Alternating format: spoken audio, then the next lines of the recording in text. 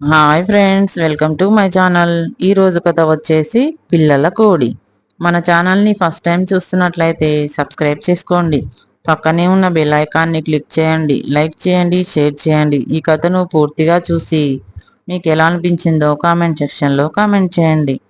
అనగనగా ఒక ఊరిలో రైతు ఉండేవాడు. అతని ఇంట్లో ఒక కోడి ఉండేది. ఆ కోడి ప్రతిరోజు గుడ్లు పెట్టేది. రైతు ఆ గుడ్లను అమ్ముకుని తన కుటుంబాన్ని పోషించేవాడు.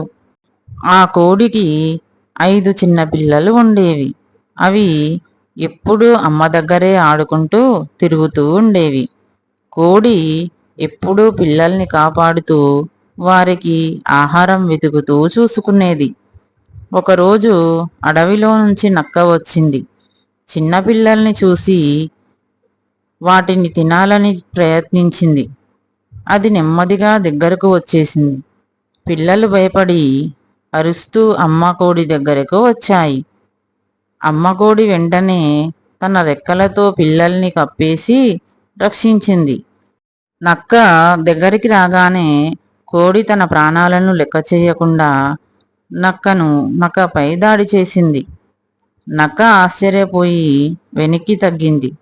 కోడి ధైర్యం చూసి ఇక ఆ కోడి పిల్లల దగ్గరికి రావద్దనుకుంది.